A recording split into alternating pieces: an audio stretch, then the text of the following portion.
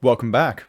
Last episode, we set up the almighty sieve, became sterile, passived a lot of different gases and fluids, and upgraded our blast furnaces. In this episode, I think we're going to start to tackle some ore processing, some auto crafting, and maybe get into a little oil. But first, let's fix our alloy smelting. One of the more integral components of applied energistics are these printed circuits and then logic, calculation, and engineering processes. These all require the alloy smelter, and unfortunately, you need to insert a press with a plate to get the circuit. This means that if we were going to automate this, we'd need 4 alloy smelters, all running at MV, and it would still take 10 seconds each. I'm not about that. I like multi-blocks. So when I found out that the multi-smelter can run as an alloy smelter, I was in. I've got 2 sets of spare coils, so I'm going to have one as our alloy smelter and one as a multi-furnace. And I've already built the area ready for our multi-block auto crafting, so let's start filling it out.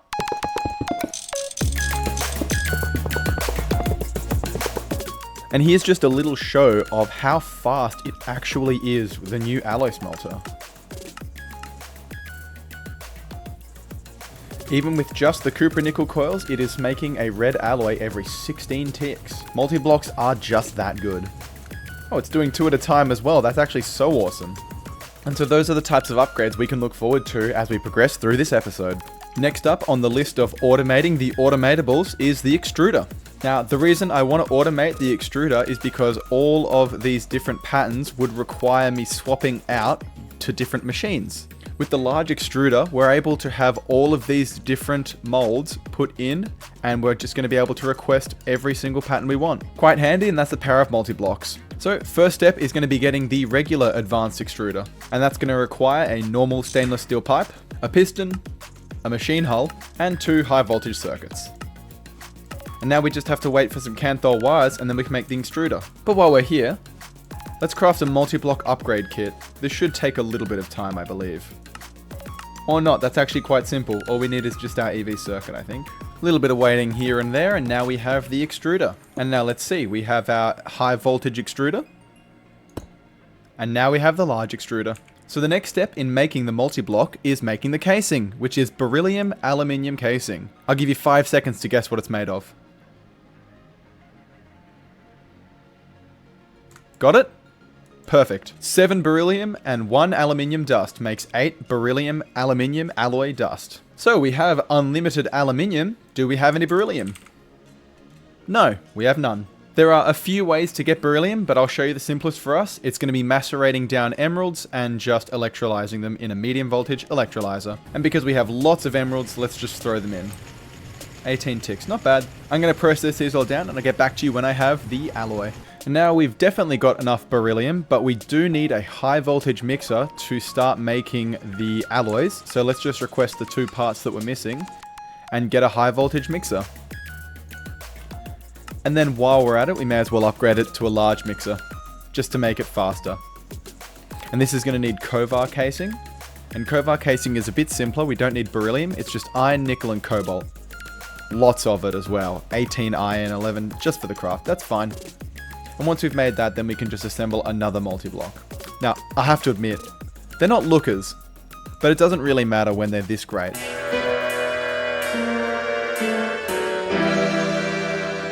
There we go, we've got the high voltage mixer. Let's grab the beryllium, some aluminium, place it, circuit, mix. So we've made the casings for the extruder. Let's build it.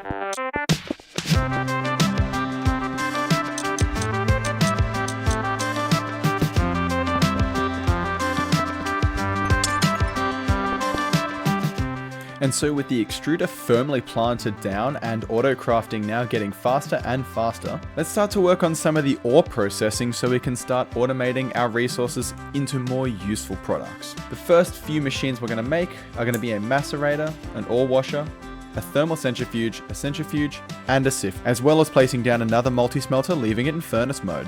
One of the biggest issues when it comes to ore processing is going to be how to actually set all of the filters. While most ore processing diagrams look quite similar, we do need to sort out different products at different stages. For example, with galena ore, we want to sort that out so we can make indium eventually. And for something like lazurite ore, We don't actually need to create more lapis dust, we want to create the gems. So we need to run them through the sifter. There's a few ways of doing this, and I've gone for the most convenient way that I can think. And that's going to be using a subnet. Subnets are really simple concepts to understand. A subnet is just a network branching off the main network. It can interact with the main network if you want, but most of the time you want them to be separate until the final stage. What I've done is I have set up an ore processing subnetwork. This network has its own storage separate from main storage. So I have two terminals where I can access the main network and where I can access the subnetwork. The mainnet has access to the contents of the subnetwork through this storage bus on interface combination. This storage bus can read everything in the subnetwork's contents. The subnet from this interface can access 8 other subnetworks. So we have a subnetwork within a subnetwork. And each subnetwork is made up of a storage bus on an interface, which will have its own storage. Within this storage, it will send all of its products to a machine to be processed, and the machine products will be sent back to the subnetwork for further processing. We're going to import crushed diamond ore into the subnetwork. The crushed diamond ore will need to go into the ore washing subnetwork, where it will be processed into purified diamond ore, as well as its byproduct of graphite. This purified ore will need to go back into the subnetwork, but because of the priority system that I have set up, it will go wherever purified diamond ore is set up first, which will be into the sifter subnetwork. The sifter will then process that into its 4 constituent parts, so the purified piles, diamonds, flawless, and exquisites. From this, diamonds will be sent back into the subnetwork and will remain there. Flawless and exquisites will be sent into machines to be processed back down into regular diamonds, while the purified pile will be sent down into the centrifuge to be processed into diamond dust and more graphite. Diamond dust and graphite will go back into the subnetwork for storage. I really hope I didn't lose you there. We're getting close to making it. Each of these bays represents one of our ore processing steps, and each will have a machine in them. So let's start crafting machines, and then we can set filters. So the first machine we'll make is the macerator. We can just request all of its parts. Alright, so we've got everything for the macerator. I'll set it up, and then I'll get back to you when I've set up everything else. I'm not going to waste your time. I might waste a little of your time.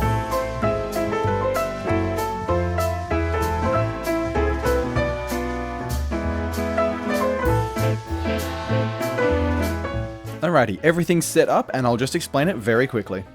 So, as before, underneath, the storage bus is going to try and put into the interface, which will go into the storage cell. This storage cell will act as a buffer until this extended interface is filtered. Once we put all of the ores that we have access to at the moment through here, they will remain in the disks. Once the ores are put into the extended interface, they will be taken out via an item pipe and put into the input bus.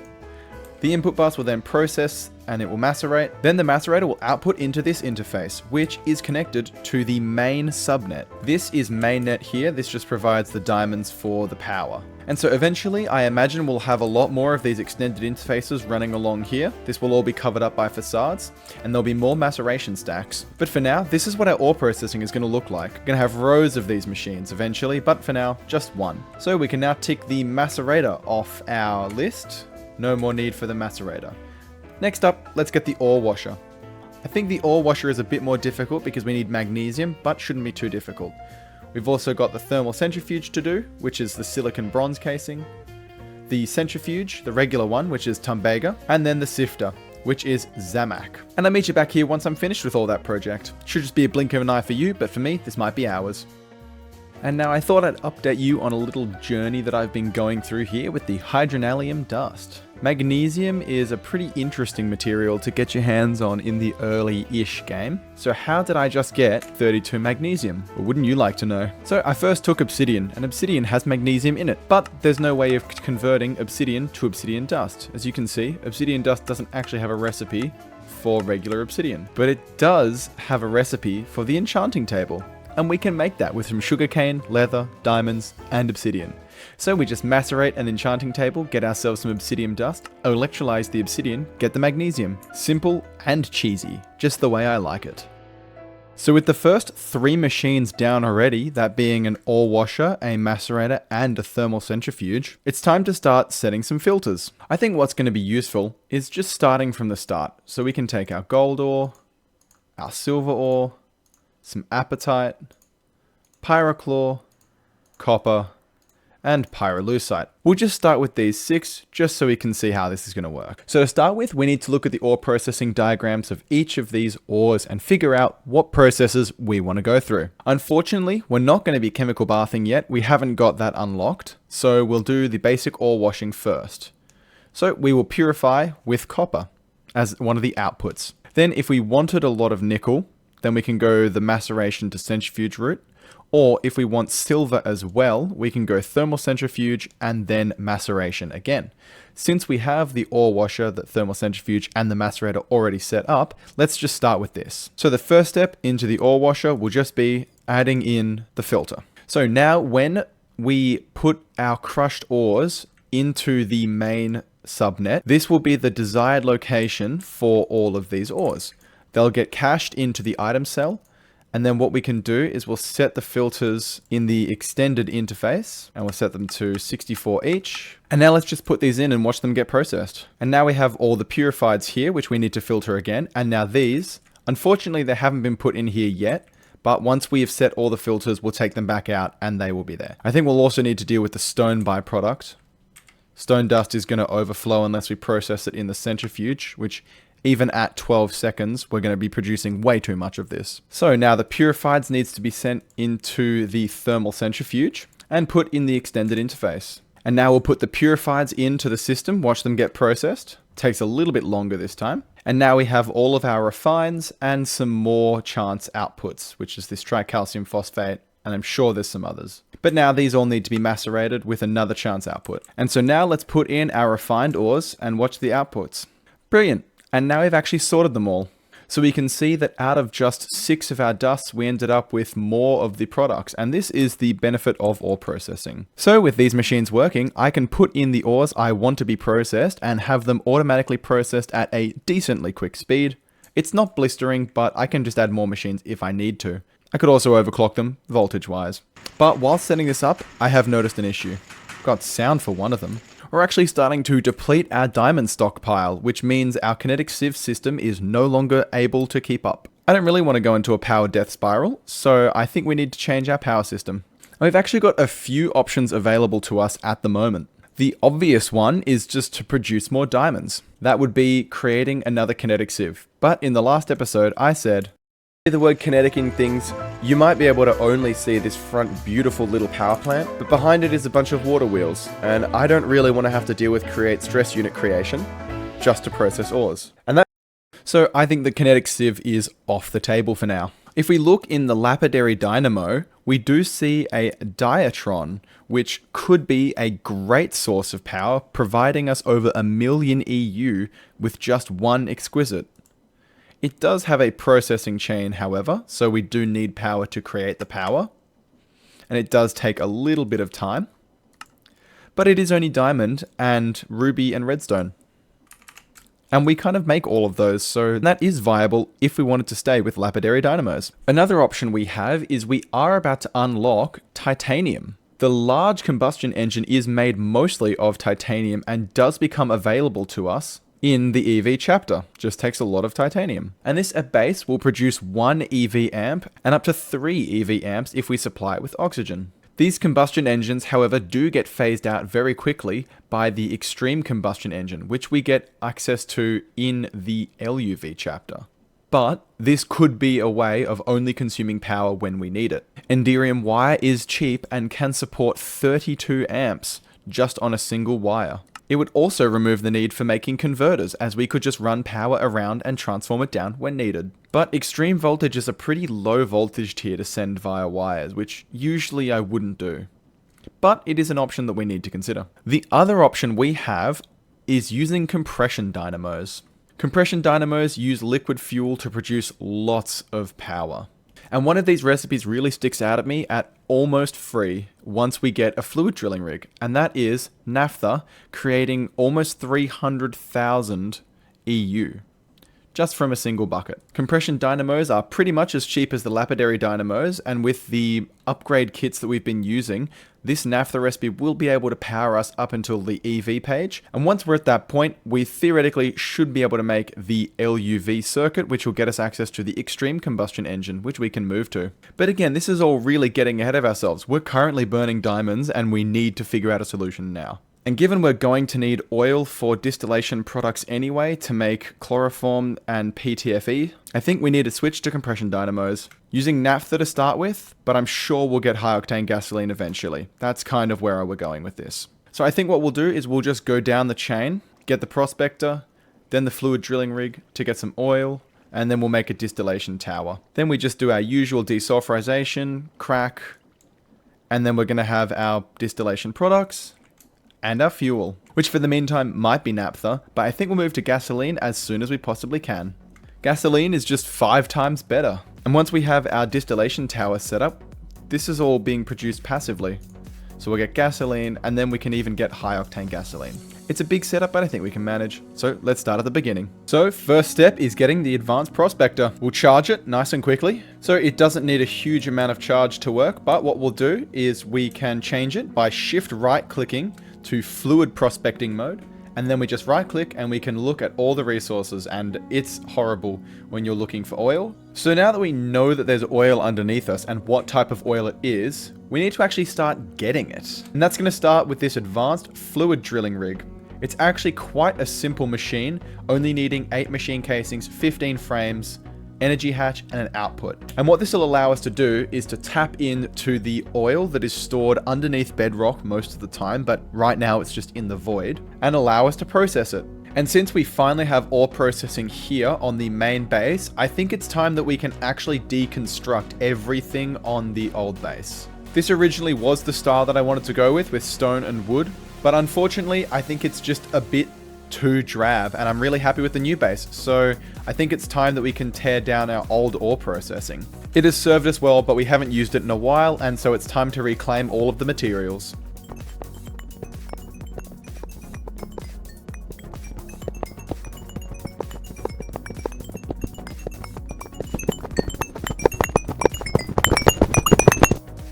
So all the recipes have been put into the applied energistic system. It's time to request the fluid rig. Controllers crafted, now we're just waiting on the frame boxes. And so we've built up our new oil distillation area, which is going to be the center of our fuel production in the future. And temporarily, I have placed the fluid drilling rig just here, just so we can get enough oil to start with. It's doing about 400 millibuckets a second, which is not terrible, but it's not great either. We'll upgrade this as we go. But for now, we are going to back up on oil, and now we need a way to process it. And in the quest book, we can tick this little oil chapter now, and we have 2 machines to make now. We have the distillation tower and the cracker. The distillation tower is a huge multi-block that is going to require buttloads of stainless steel casings. Each casing takes 4 ingots, so we're already looking at 5 stacks of stainless steel for this block, and we need multiple of these. So thankfully, due to our ore processing, we actually have everything to make as much stainless steel as we can. Stainless steel requires iron, chrome, manganese, and nickel. And so to start with, let's request 2,000 stainless steel. That should be enough for the meantime. Here's a little secret. That stainless steel I just requested is going to take 5 hours to cook. So I've got plenty of time to do whatever I want.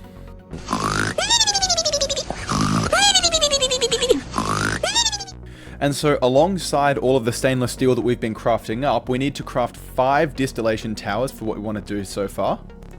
So let's request 5 of them. That's not a bad craft other than the 20 EV circuits. So I think this may take a little bit more time as well, but we'll get that started now. And while we're here, we want to make 4 crackers, which again, we can just craft. It's actually not too bad. And so each cracker takes 16 coils as well. We'll just use copper nickel for now. So that means 64 copper nickel coils. That's just a buffering issue. We can just smelt some copper. All right, and we've refilled the buffer. So let's make 64 copper nickel coils. And now that all of our crafting CPUs are tied up, I think now we just get to do some more waiting. Isn't that exciting? And one of our next big quest unlocks is going to be the large chemical reactor when we make polytetrafluoroethylene.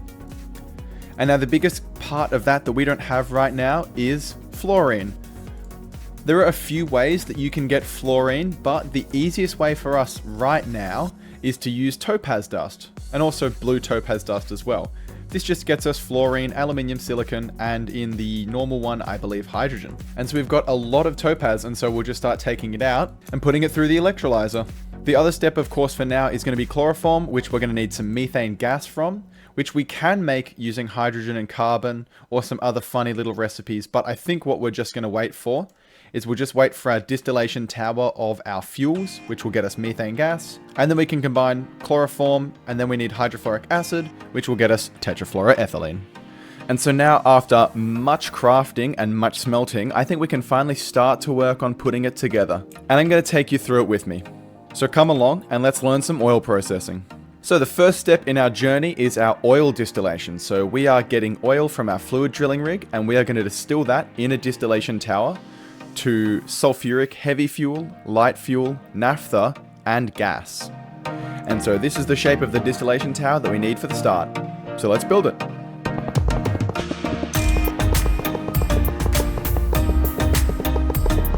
So now the distillation tower is built, we're going to get our 4 outputs. So I think we may as well just plug this in to start with and see it work. And the gurgling and bubbling means it's working nicely. Let's make that nice and quiet now. So we can see our sulfuric heavy fuel, our sulfuric light fuel, our sulfuric naphtha, and our sulfuric gas are all coming through. So there are 2 ways of bringing the fluids into our storage network, and we could use super tanks to buffer off 8 million fluid, or we could just place storage buses on the output hatches. And because these are intermediaries and will be processed immediately, I think we're going to go the storage bus route. And we'll make sure to partition the storage and set to extract only. And now in our network, we can see sulfuric gas, light fuel, naphtha, and heavy fuel. Now the next step in processing our fuels is going to be desulfurization, where we will mix hydrogen and a lot of our fuel to get hydrogen sulfide and the fuel of choice. Hydrogen can be recycled here directly by electrolyzing hydrogen sulfide into 1 sulfur and 2 hydrogen. So eventually we will tackle all 4 of our oil distillation products, but the first one we're going to tackle is naphtha. Well, I missed it on the recording, but we have had our first craft of naphtha here. The 2 hydrogen buckets have been recycled, and we are now gaining back our sulfuric naphtha from the interface, which will then continue the cycle. And so the next step is processing this naphtha. And with our power woes, we actually could be using naphtha immediately just in the compression dynamo, but we can make diesel, which I think is slightly better. And so the next step is cracking, and cracking either takes hydrogen or steam in a multi-block cracker to get severely or lightly cracked naphtha, depending on what we want. Hydrocracking the naphtha gets us methane, ethane, propane, and butane, which all do have uses, but steam cracked naphtha gives us much more products. We get heavy fuel, light fuel, toluene, benzene, butene, butadiene, propane, propene, ethane, ethylene, and methane. And as you will have noticed, the products of hydrocracking are also available in steam cracking. So we have 2 options. We can either severely steam crack or lightly steam crack, and I'll show these 2 options on screen. They produce slightly different amounts of products, focusing more on different fuels. So severely steam cracked gets you more ethylene and methane, whereas lightly steam cracked gets you more butadiene, propene, light fuel, and heavy fuel. For now, what we're going to do is we're going to produce lightly steam cracked naphtha, just so we can get more heavy fuel and light fuel to recycle through the process. And so this is the size of the lightly steam cracked naphtha distillation tower. Let's build it. But before we build the distillation tower, we also need to familiarize ourselves with the cracker. And the cracker is just going to require a steam input, our naphtha, and an output. The steam cracker is also hiding something very funny. It's got a little butt. So I'm going to build these 2 multi-blocks, and I'll be back once I've got them both working. And a nice humming means the cracker is working. We are getting our lightly steam cracked naphtha. Let's make it quiet. And more yummy bubbling noises means our big distillation tower is fully functional. We'll make sure it's quiet. And we also needed an output bus on this hatch, because it creates carbon dust at an 11% chance.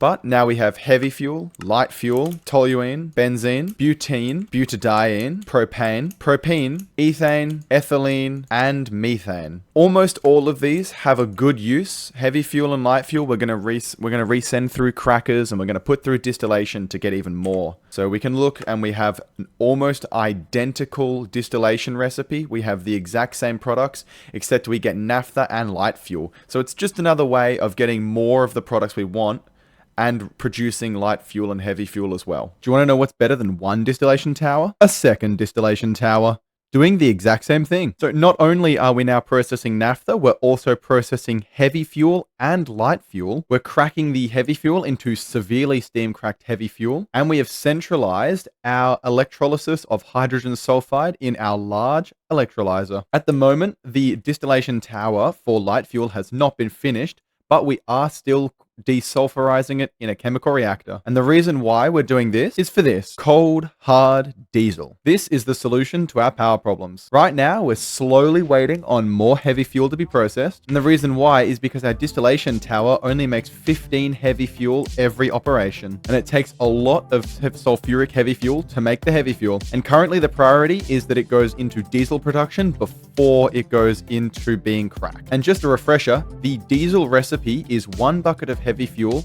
5 buckets of light fuel to make 6 buckets of diesel. So even though heavy fuel takes a long time to process, each desulfurization step of sulfuric heavy fuel gets us 8 buckets, which then gets us 48 buckets of diesel. So it's not bad. So even though we were going to use the compression dynamo like I have here, the compression dynamos have a stupid buffer size of 256 buckets when you put a high voltage upgrade kit in them. It would be fine if we were running them without any upgrade kits, but when we put the high voltage upgrade kit in, we see the buffer size increases dramatically. And we just don't have the fuel production to equally saturate that, even though we would be able to eventually hold it and sustain it. I don't want to fill up millions of buckets of buffers with diesel that we don't need to use. So unfortunately, our compression dynamo fix is out the window. So we're going to have to change our power delivery. And I do still want to stick with these combustible fuels. So the next best thing is going to be the large combustion engine. This will be able to produce 3 extreme voltage amps per combustion engine, as long as we supply it with oxygen and lubricant, which we can do just fine now that we have oil. And these will require lots of titanium. But unfortunately for you, I'm going to have to tackle that next episode. We've had a lot of fun setting up our new oil distillation area and fuel production setup so far, as well as beginning autocrafting and ore processing. And with our diamond supply slowly declining, next episode is going to be focused on power. So if that interests you and that's what you want to see, then make sure you subscribe and tune in for the next episode. And thanks for all the support. Bye bye.